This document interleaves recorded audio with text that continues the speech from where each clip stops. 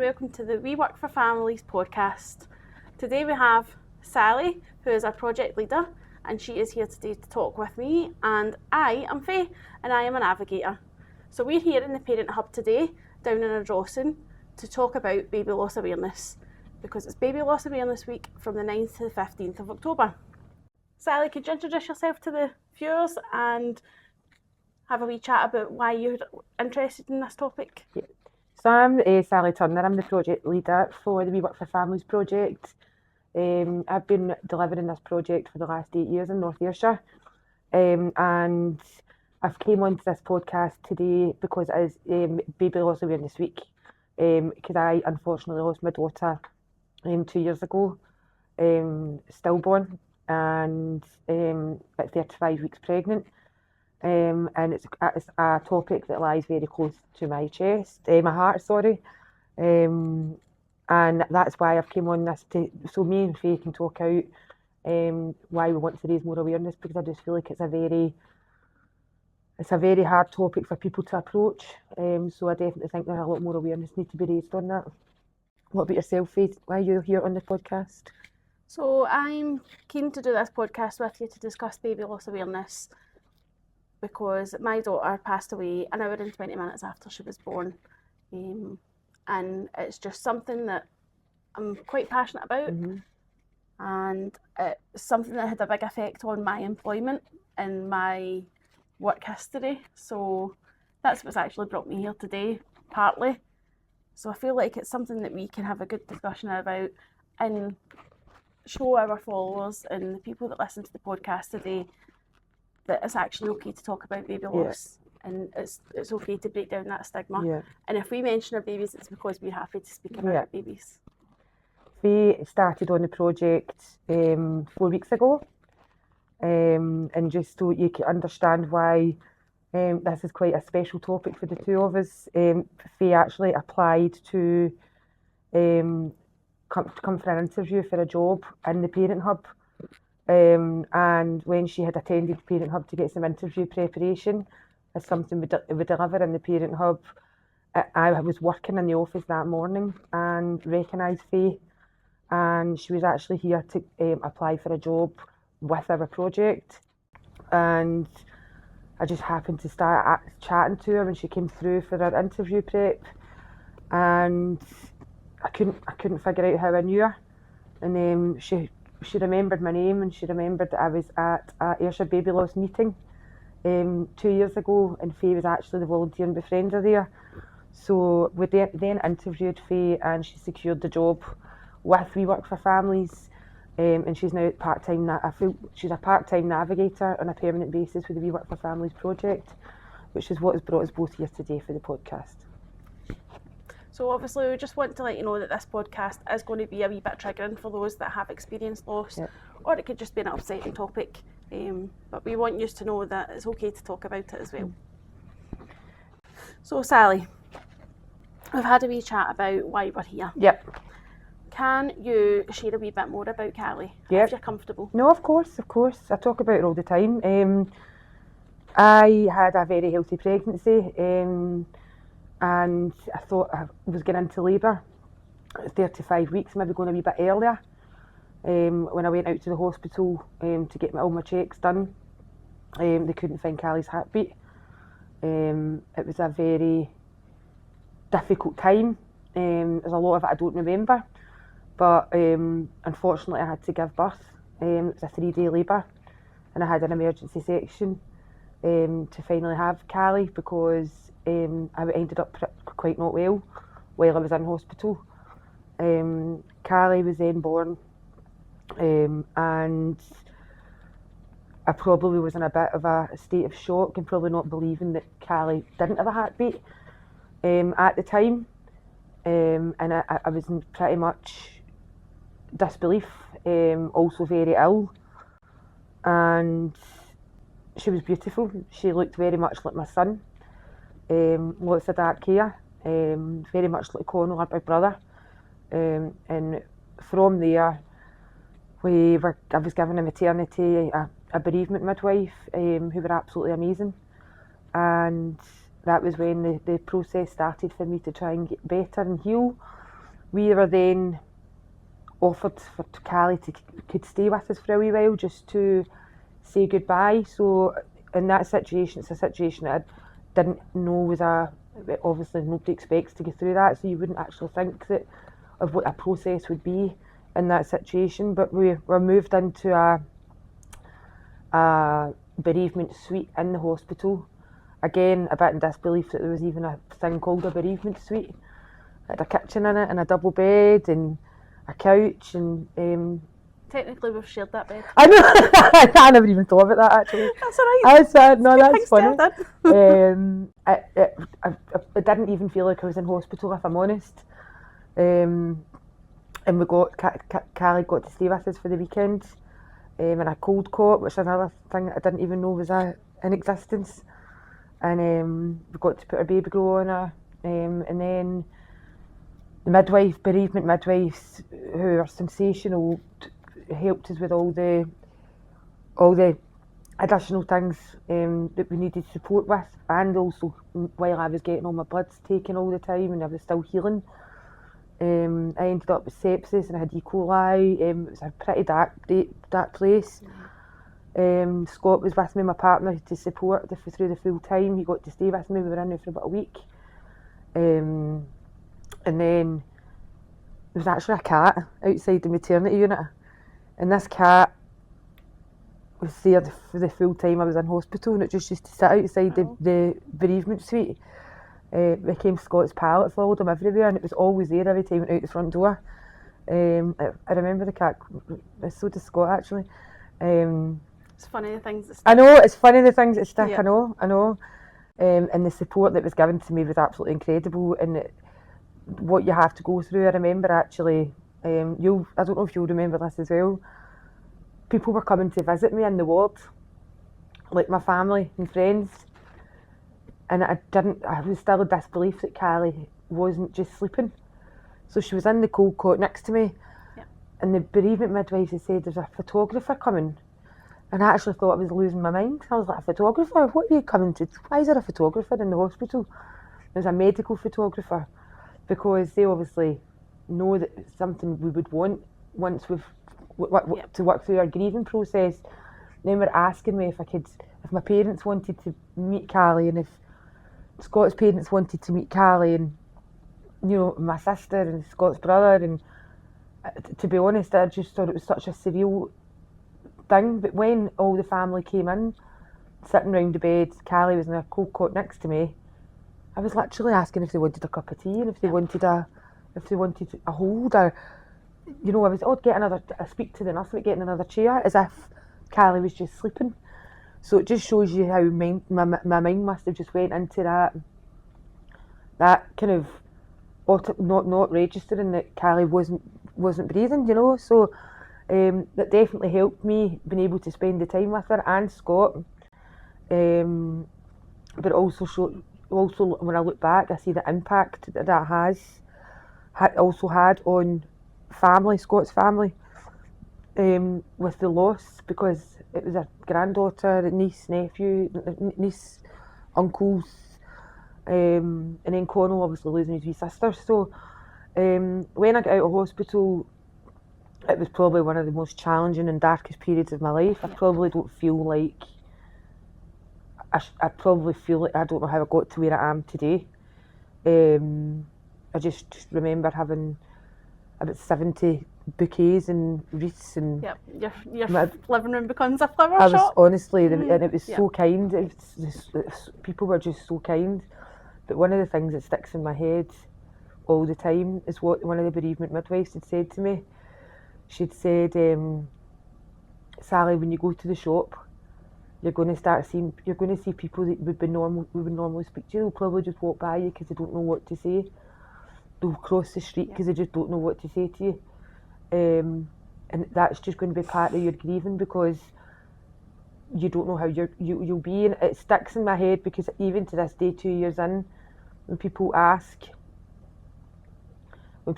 how, if I'm having any more kids or what I'm doing, like has Connell got any brothers or sisters, I do feel it's more when I tell people, and I can speak about Callie so naturally, I feel like other people are probably more inclined to be awkward, but just because they're not expecting to want to speak about that happening, and it's just because people care. But I don't want to be putting people in an awkward position, but I also want to speak about Callie. So that's another reason why we're doing this podcast. I think Phil agree Absolutely.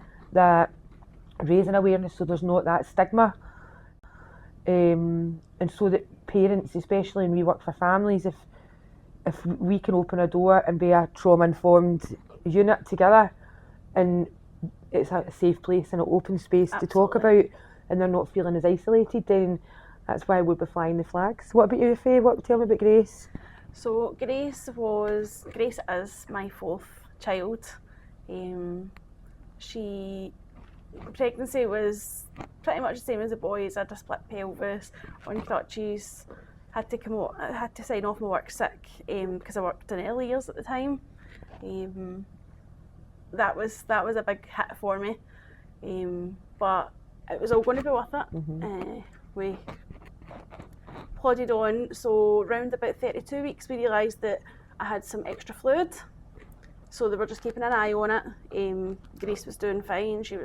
They called her this dancer because she was twirling because she was space in all the water, and you could see her hair flowing around. It was funny. It was a really exciting time. We've got 3 boys already, so Grace was our first daughter.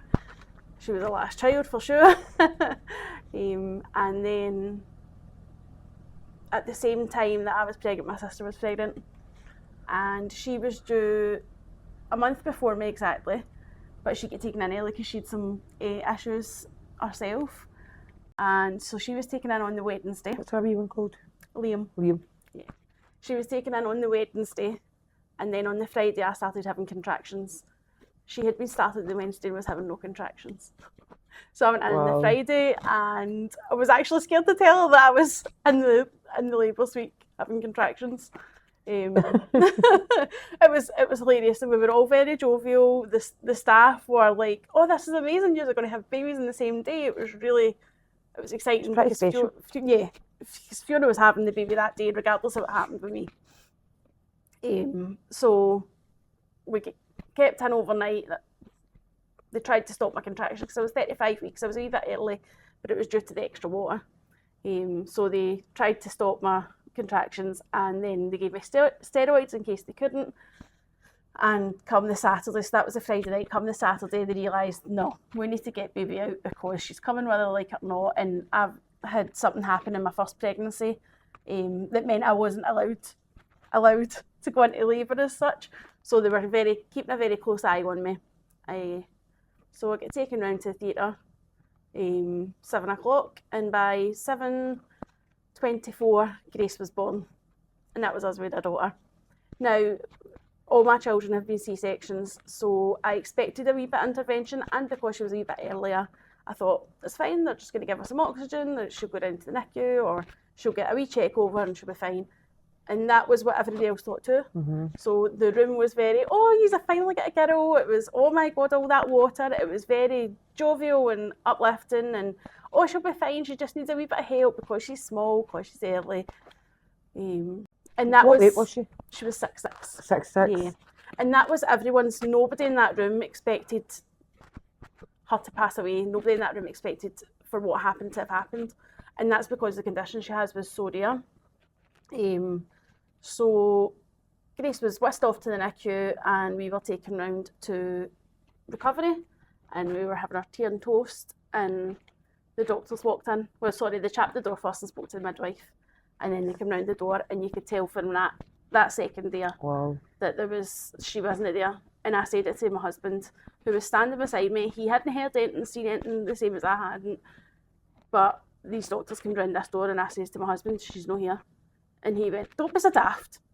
And they walked towards us, and by the time they were next to us at the bedside, he knew as well. It was just, you could just tell the doctors were shattered. Not physically, they were shattered mentally, they were shattered emotionally. They did not expect to have to come and tell us this, that our daughter wasn't, sorry. You're fine, you're right. That our daughter was dead. They didn't expect. Yeah. They were expecting to come and tell us she needed a wee bit of help. she's in the NICU. You can go and see her whenever you're ready. It's even the words, even saying that out loud, it's difficult, isn't it? Because it's just Definitely. something you would never expect. Well, their exact words were that they couldn't save her. Wow. And that, I mean, right now I've got shivers. Those words will never ever be forgotten. That's like the biggest thing. So in that moment, our world came crashing down. Our world as a unit came crashing down. Bearing in mind that my sister was just 2 doors along, also in labour. So it was such a difficult time. Did you get to go and spend time with her? Yes. So once they had kind of confirmed that we wanted Grace to have a post-mortem, they brought around everything had to be kept in place because we wanted to know. The doctors were quite keen to know, but they were we were supported with all the decisions, a bit like yourself. Mm-hmm. We were kind of swept up in the moments of it, Mm-hmm. but they were making the right decisions on Yeah, what was that's what I needed mean. at the time. So the doctors were really interested to find out what happened with Grace because they had never seen it, they'd never witnessed it, they'd never dealt with it. So she had something called laryngeal atresia. Right. Now, if I'm saying that wrong, it's fine. But it's such a rare condition to have. But on top of that, Grace had it with nothing else. So normally it's seen with other conditions or syndromes. Grace just had that, and that was it. And by the time we got the review done and things like that, the doctor just said, we think it's down to like just one day, very early in your pregnancy, where that one bit didn't grow. It was just so unfortunate that it was the one bit she needed to survive. So did you find that out quite quickly? No, that took a while. So Grace was born in October and we found out on the 17th of February, which is also our anniversary. That's why I can remember it so well. Right. So it was about 5 months. But obviously that doesn't mean that Grace was away that time. We got Grace back, I want to say it was within 2 weeks. And then we planned our funeral. Well, we went for a cremation for her. We planned that, and we get 2 dates for it, and it was the 1st of December or the 6th of December. So from October the 30th to then, it was really just a month altogether before we could say our final goodbye. And we went October the 1st we went with December the 1st because that's when we put our decorations up. So we wanted to do something for the boys. That's good. Still put our decorations up and do Grace's funeral that day. And I'm really glad we done it that way, because obviously that's next to the day that you find out they're dead, that's the next hardest day. Oh, definitely. I agree with you. And I don't think a lot of people realise that you still have to go through that process as a parent that's had a child pass away. That was a big one for me as well, because obviously the bereavement midwives were very supportive, but it was literally when I got told I was going to have a funeral. Yeah. You've got to go and get your headstone, and then you're finding out, because you've lost a child, that you get like your court funeral care. Yeah. You get there's no cost to it. You even get given you can order your own casket, and so we went for a burial actually instead of going in up the top of it and coming out at the graveyard. So all of the babies are. So is she in a baby plot? No. We actually requested if we could get a plot that was for me, Scott, and for Callie. Obviously, Colin will hopefully have his own family, but lots of people do that. That's quite common. So we we left from the house with a car, and Callie was in Scott's knee. Yeah. And Scott carried her up, and it was one of the hardest. Probably the hardest day I've ever experienced in my entire life. But I wore a lovely floral pink dress, and it's funny because even going into Tesco's or Asda was a push at that time because of the grief. Yeah. And I just remember seeing this dress. It had different types of pink flowers on it, and I says, "That's the dress I'm wearing." And it was just things like that. I've still got the dress. I love it, and so that's when we had a humanist that kind of she'd done a lovely. She said some lovely words, and she had came out to the house for me and basically talked me through everything that was getting done. Yeah. And it's even looking back thinking, why am I even sitting here thinking, do you pay a humanist? What do you do? Like, what do you do with a funeral card? Like, things that I'm just like, but people were so supportive around me that I was just wanting to get to that stage where, and then the next stage after that was a headstone, how waiting that, because we ended up buying one and it took quite a while to make, and then you've got people. Did you make the right choice? Did you? I know. So thankfully, I think it's Graham came out. The stonemasons, it was a company, and I want to say Auchinleck. Graham, but they all came to the house and they taught me through designs. They taught me through the writing. They were absolutely phenomenal, and even down to getting a referral to making memories, lasting memories, which is was passed on to us, and it's all about kind of giving back. And I got our hands, and I got Connell's hands, and we got love heart chains made, and I got key rings for family, and Scott got my mother-in-law, my mum, and I got all them nice piece of remembrance jewellery, and even going up to that woman's house, and this is all getting given to you, and it's something special we can keep, in memory. And it's that kindness is overwhelming. It was overwhelming for me, because I was like, well, I wanted to just go and pay for everything, and I wanted to. It's the feeling's mad. Then there's the other side of that, as mum and dad. You want to. You know that this life was expected, and you were going to be paying for birthdays, you were going to be paying for Christmases. That's mad. And you just want to throw everything. So that's Scott. That you can. My partner Scott. He says that all the time. Like, he feels we had bought quite a special headstone, and it's almost like, but this is all I'm going to get her. Yeah. So I don't care how much money it costs, and because it's almost like we're not going to be spending the money on it. And it's not about the financial side of it. It's more the overwhelming feeling of how kind and thoughtful everybody is. But then at the same time, the feelings that you go through is unbelievable, because then you feel like you feel guilty. You feel guilty. Because Yeah. I'm like, what will I do? Will I go and buy her a voucher for doing? Like, you know what? It's funny. But Scott says that a lot. He still says that about, once the headstone's up, what we're going to get her next. And it's hard, because even going up to visit, and it's what stuff, you want to make sure it's flowers are there, and but it's on her birthday, you're looking at the most expensive bunch of flowers, because you can't buy her a birthday present. At that point, money's no object. That's what I mean. You don't, and it's like what. It's like an overcompensation almost for things like that. So it's just there. Obviously, we were talking about this before, the death certificate, and having to go. Yep. Still have to go to the registry office.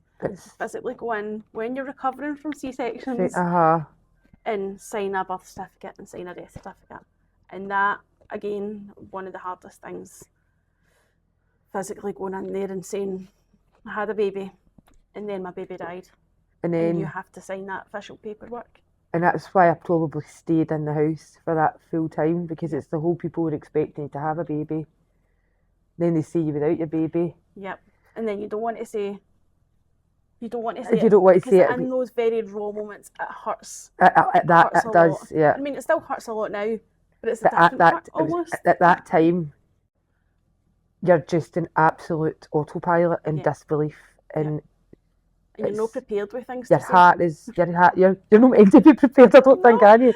No, I don't even think. I'm 4 years this month. I'm 2. And I still don't know how to say it. You end up becoming a broken record with saying the same type of, using the same language, but it's just because you're trying to be mindful of other people as well. What about in relation to work? So, how was your work with your loss, Callie?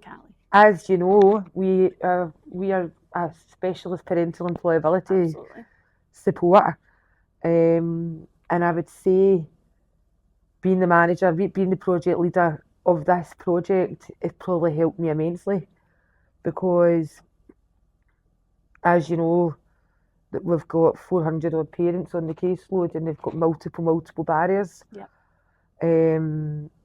And we were originally health visitor referral only, so I was already embedded into the kind of health visiting side of things before we got the hub. And I would say, if it wasn't for if it wasn't for the team in the project, especially the team, then I probably wouldn't be here. Apart from, I don't really would because of Connell, of course, but that is genuinely how I feel about it, because I have got one of the biggest support networks in work. All the girls have worked for me for a very long time. And funnily enough, I'm probably one of the youngest, even so I've got a very, very strong relationship with each and every single person, and they just had their big We Work for Families arms out, and you can feel that when you come into the Parent Hub. I know. Even as a parent coming in, I know. Before I was even thinking about officially working here, you can feel that warmth and that empathy that people have, and the understanding that, do you know what, life can sometimes throw you hardens. Oh, and I would say, I think my manager Lynn had came down. That's what Lynn and Francis had said to me, that they came down when they had found out I had gone into, I had to give birth, and I think there was a story that Francis had told me, that when I was in the hospital, I think I phoned her to apologise for an email to apologise for an email that I hadn't sent to my contracts manager Kelly while I was in the bereavement suite in the hospital. And I literally was like, I've not done that email, and I had just lost Harry. I think that's part of the autopilot. I literally phoned the school that I worked at. I phoned the head teacher Monday morning, 9 o'clock first thing, because that's when I knew she would be there to tell her that, I've had the baby, but she passed away. And Francis, see, I think about that now. When I came back to work, Francis went, so Sally, see now that you're feeling a bit better, she said, you do know you phoned me after you lost Callie to tell me there was an email not sent. And she had tears out. She goes, I said, Francis, what did you say to me when I phoned you to say that? I just said, okay, Sally, thank you for letting me know. That's the compassionate side. Compassionate, but I know. She wasn't going to get you into trouble. So it was in complete and utter. Mm-hmm. I felt I'd let Francis down because I had been in hospital, and see, thinking back to all these wee things, God, no wonder we can laugh about it. Me and Francis laugh about it all the time. But when it comes to, I think if it wasn't for this project and wasn't for the team that I've got and the support, I probably wouldn't be back. I wouldn't have come back to work as quickly. I think it must be very tough for the team as well, watching me go through that. Yeah, absolutely. When I did finally get back into the swing of things at work, my health was still pretty rocky. But what happened was, again, you said you got a post-mortem. I didn't. I get tested done to check my placenta to find out what was going on.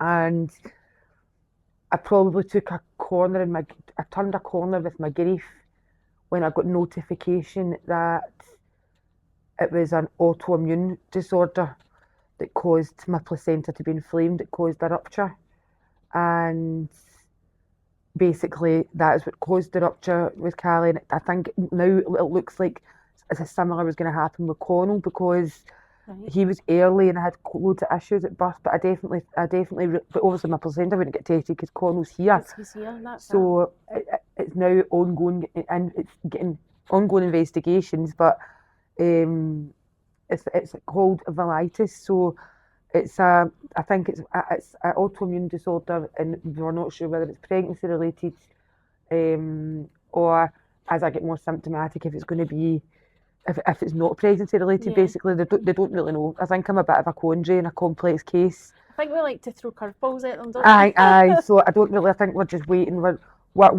plodding through.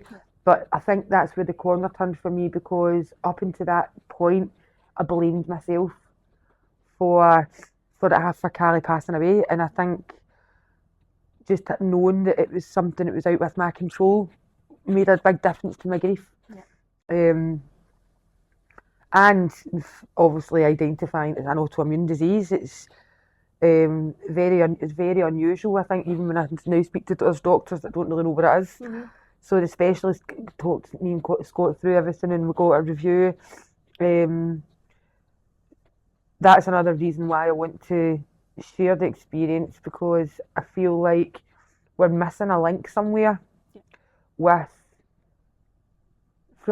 missing a link to, you've got a midwife to getting a check-up at the doctor's, to you kind of fall into a no man's land because you've got a specialist at hospital, you've got a midwife because you've had a baby.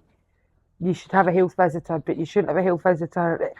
And there's no, you're busy grieving and you're in the house, you don't want to leave the house. So who's taking control at that point of me? Who's checking me? I've still gave birth, I've still had a section, I've still got Carrie, so I think there's definitely a link missing somewhere, and I think it should be spoke about more often. Absolutely. I don't know if you agree. No, I absolutely agree. It was actually because my sister had her son 5 hours after I had Grace.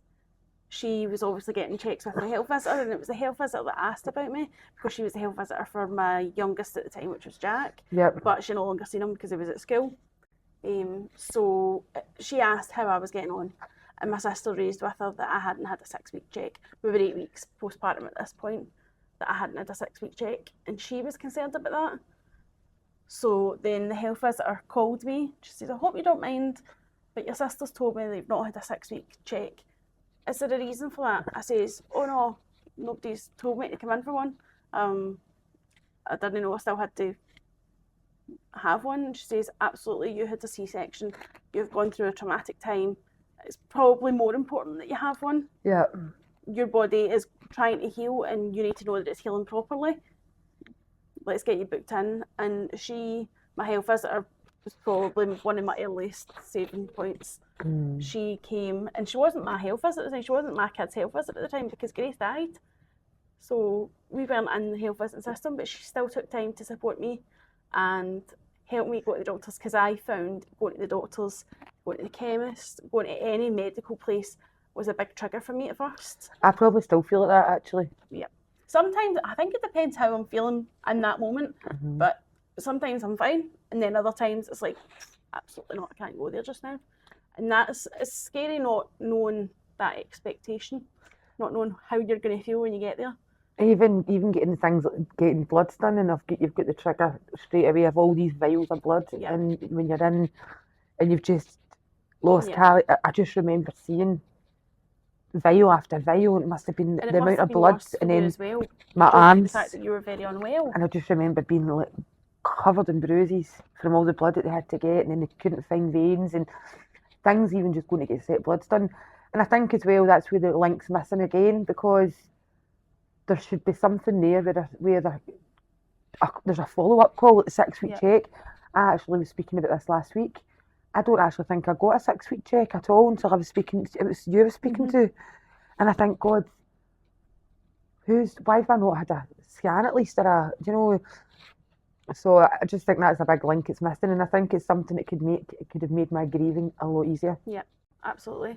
But like for myself, afterwards, I was starting to get used to going back to doctors and things like that, and then I had other gynecological issues, and then they were asking me to go for ultrasounds, they were asking me to go for appointments, and the people there don't know my story. People there don't know why I'm upset. They just thought I was anxious, and they're telling me to take some deep breaths, and I'm actually trying to say to them, this is very triggering, I've lost my daughter, but I can't get the words out because they're too busy trying to calm me down, and I'm like, I totally get it.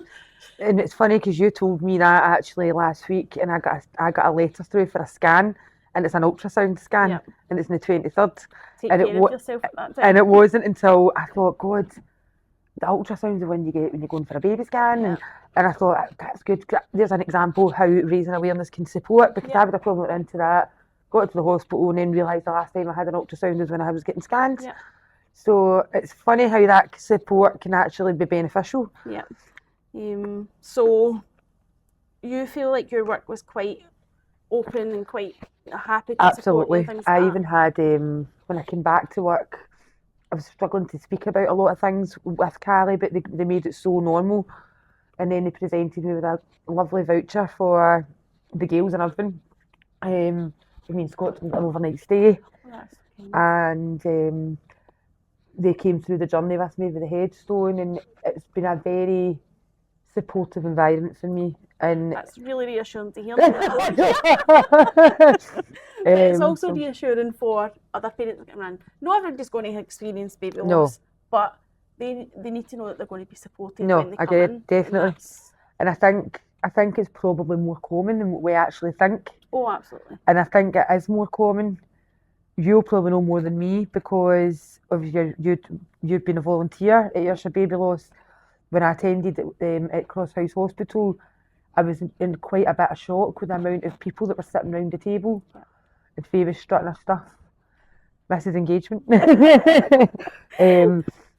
Glad to left a positive impact. You know, and it was very good to share the experience with other parents. I actually didn't go back to another one. I really enjoyed going.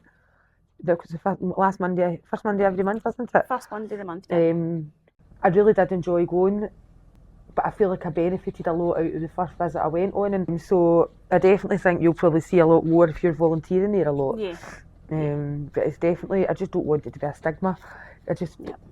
And we'll probably be talking about it forever and coming up with different things. And what happened this week? Exactly. There's always something, and for us, that's is why it's important to talk about it. Agreed. Because it's all like we live with this every day. Exactly. So we're more used to talking about it and the things that we go through, but other people really don't, and they don't know that certain things can be a trigger or a barrier or for me, going back to work, I couldn't go back to work. That was a big barrier. Were you supported with that?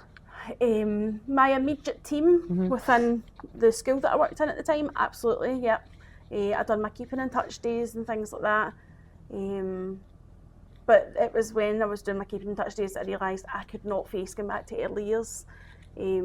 Particularly at that time, the kids that were coming in with the year that I would have been going back, there was 2 girls called Grace, one in the morning, one in the afternoon, so it was just too much, too real.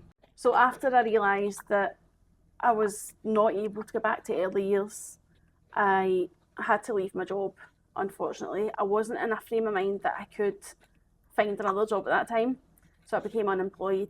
Is your partner still working? Yeah, so my partner is self-employed. He is a plasterer for trade. Right.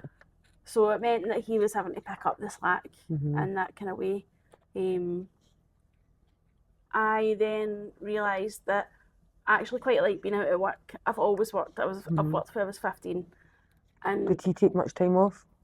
So he was able to take time off due to the fact that his friends, his plastering friends on his forum, they all done a collection for us. Wow. And they gave him a good sum of money that's seen him for at least a month off. That's amazing. Which in self-employed terms is practically unheard of. So we were really, really grateful. People are so kind, aren't they? Absolutely. Again, and that was one of the things, like, I was like, I was really upset. I was like, we can't take that, we can't spend that. Yeah, I get it, I do the same. But on the other hand, that's what meant Jamie had time to process, because as you know, men process it completely differently. And that's all right, but coming to terms with that was quite difficult for me personally. Scott is self-employed as well, and I think his coping mechanism probably was throwing himself back into work. Yep. It's outdoor, he's laying tar all the time. Yep. And he's got his boys round him that, work with him. So I think his way of processing was throwing himself into work. He did take some time off.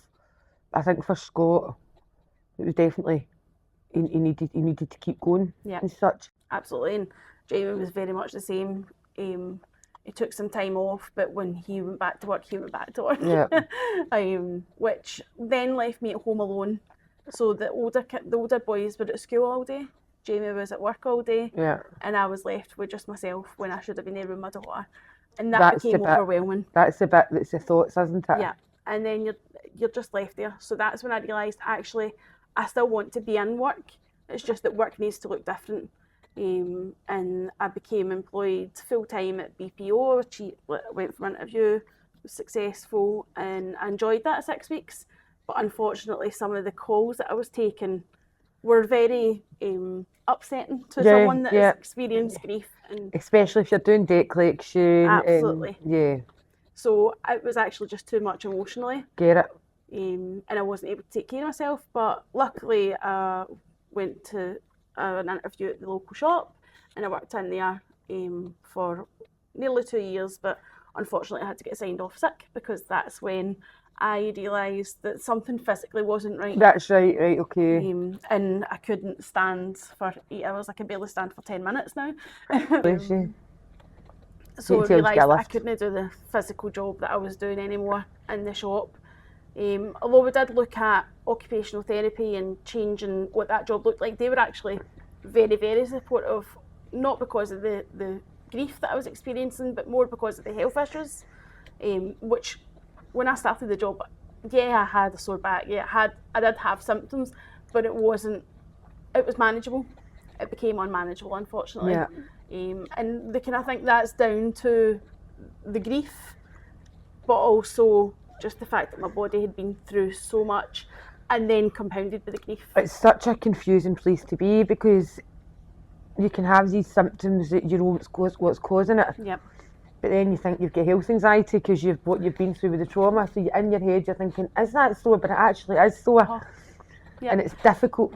And you think, like, you're so dismissive. I think especially as women, no offence, but I think as women we're quite just got on going with it, because it's just Definitely. another pain. It's something else to think about.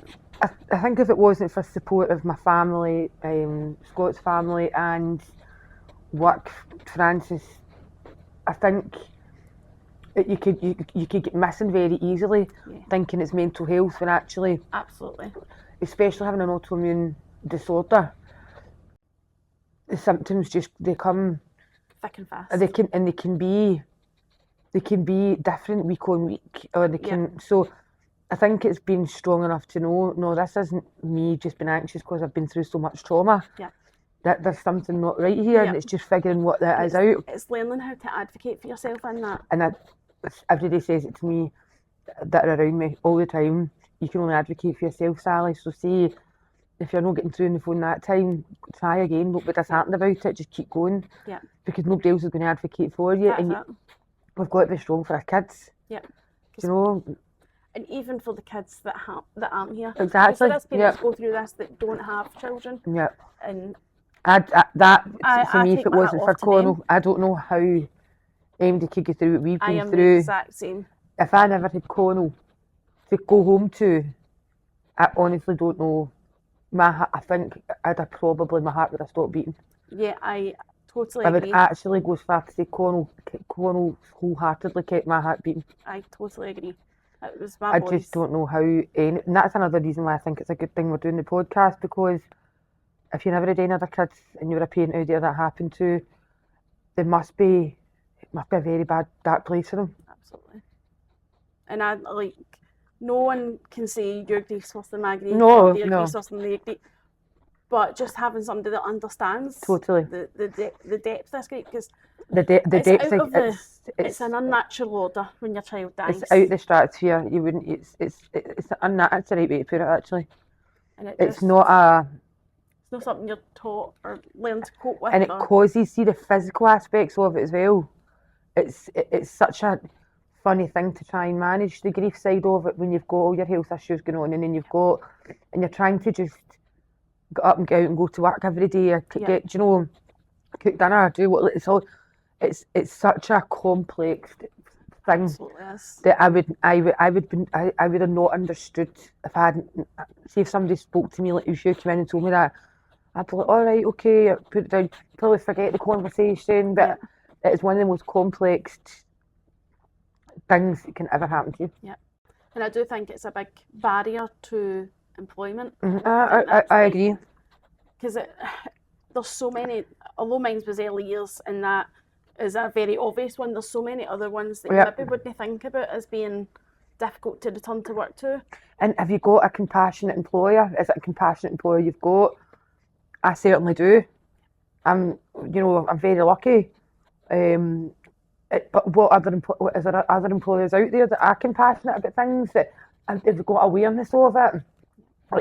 Maybe that's why this podcast is good, because especially being in an employability landscape, absolutely, is it something that's in a handbook or a policy or a procedure, or because quite often they'll have notes about maternity leave, or they'll have notes about bereavement leave. yeah, But where's holiday that in requests, between? and whereas in Again, between, where's that in between maternity and between grief? But it's about having, as an employer, yeah, it's about having compassion and being flexible when people are going through these big because it's not only grief that can cause things to go wrong at work. There's a myriad of things, but because baby loss is such a difficult one to navigate, yeah. I really think it is important to have that flexibility with I think it. for your mental health as well, I think you need Yes. to, I mean, I'm very lucky, our employers are very flexible in the sense of we've got our working from home days and things, but I mean, what are other employers out there doing?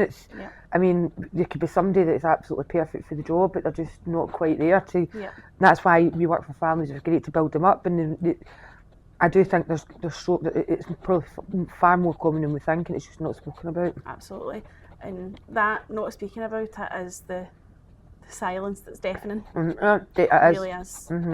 It's quite substantial. When it comes to clients, parents that come in and they've experienced baby loss, how do you feel speaking to that parent, or how do you feel supporting that parent? Mega confident. I feel that this is the right environment for them to do that. I feel like just one conversation, if I overhear one of the girls says this has happened to a parent, I'm mega confident speaking to them, and I believe that one conversation is probably enough to get that parent to engage with us. Absolutely. Because of how informed we are. So again, it's encouraging parents that are looking for work to come along and chat the door. Yeah. And again, that's pretty much how I ended in this, because I stopped working at the shop due to my physical health, but I was still very active in my volunteering roles. Yes. So I volunteered with Ayrshire Baby Loss Support, and I do their social media, and that was what kind of got me thinking about office work and administration, because obviously when you're in early years, you've got your key group and you're doing all their folders, and you're using all these kind of different, like your words, Excel sheets, things like that. You're doing all that anyway. There's a lot of administration, but then again with the social media side of things, there's a lot of administration and GDPR guidelines and things to follow there. So I was doing these things that someone in a role or a job could be paid to do. Yes. And it kind of made me go, well, maybe it's something that I could do, but I must admit my confidence was not great. No. I was quite happy doing it voluntarily, because if you made a mistake, you couldn't get any trouble. Kind of. Just more in the fact that I am not naturally a very confident person. I am quite anxious and things like that, but that's just been ongoing through the years, and I can kind of navigate that. Yeah, I can navigate that without it affecting other people. Yeah. And when it comes to looking for a job, I just thought, right, I need to find something that's office based. I can't do a physical job anymore. So I then started volunteering with NODA as well. That's right. And it was actually them that kind of said, oh, have you registered with We Work with Families? I says, no, I've never heard of them. It's the best thing they've ever done. They might be regretting telling me that. And it just so happened that a role was coming up for your role, the navigator role, wasn't it? So I was coming in for the PEP funded for the 6th month, and I'd accepted it, and I got a phone call back to say, would you like to take the permanent? We then got a permanent position open up. And we decided the fact that I'd already accepted the job, and then to hear that I can take a permanent position, that was music to my ears. And I can honestly say these past 4 weeks, I've felt, I'm going to get emotional at this point, but I felt the most comfortable I've ever felt in any employment. And I've had a few employers, and generally speaking, I do well at work, and I'm quite keen to please. But it's one of the places where I felt the most relaxed from day one. As much as I'm anxious about doing new things, or I'm anxious about getting things right, it's a different type of anxiety. It's almost like I can come and say I'm a wee bit nervous about that, and you're like, right, let's go. But it's in a positive way, whereas if you tell somebody you're anxious, you're quite often kind of, oh, here we go. You've sometimes got to push boundaries as well for yourself, and I think with this role, because you've got the lived experience, and get out and about in the North Ayrshire community, I think you're going to bring a lot to the role. And I think with your experience with your volunteering and things like that, I think people will relate to you. And I think I hope so. I think you're going to do very well at it. I'm really excited, and I'm really delighted that the opportunity came, and happy to bring the experience that I do have with me, especially on like the social media side of things, because I know that's something that you're kind of shaping in with the navigator role, and the navigator role is just pretty much what I do for the Ayrshire Baby Loss support. But you're getting paid for it. But I'm coming along and doing it for you guys. But I can also speak about the lived experience of coming through the system of We Work for Families, because I met with Sheila and I've had my better off in work calculations done. Your interview prep. And I came in for an interview prep, and I actually went for 4 interviews when I came for this job. And you got offered every one of them, and I was begging you if you pick We Work for Families. So that shows that the interview skills cost. I'll let the girls know. It was actually Nicola that took it that day. Apparently that was a different setup that day, but yeah, she was very good. It's this environment feels different. Like coming in here as a parent, before I was an employee, coming in here as a parent, my first day I was able to speak to Sheila confidently about Grace. Mm-hmm. Sheila shared with me as well, like it's not clinical almost. It's like you don't need to feel like you can say what you want, or you can be private or open, and and there's no pressure. That's the thing as well. There's no pressure. It's come in and have a cuppa and see how you get on. That's and here I am. But bringing it back to baby loss, why do you feel for We Work for Families that it's important to talk about baby loss and getting baby loss awareness out there? I think because of my personal experience, and I feel that it is a massive barrier to employment, because if you've not got a supportive employer, or you're not working, going through that, I think it would take a very long time for you to build yourself back up. Absolutely. And I want that to be related to We Work for Families, because if anybody is like that, I want them to come through the Parent Hub door, and it can be a big enough task in itself. But Absolutely. And speak to me or you. Do you know, if it's baby loss, it's the barrier to your employment, then please don't let it be. We can take them through the full journey. Yep. How do you feel about talking about how people can help?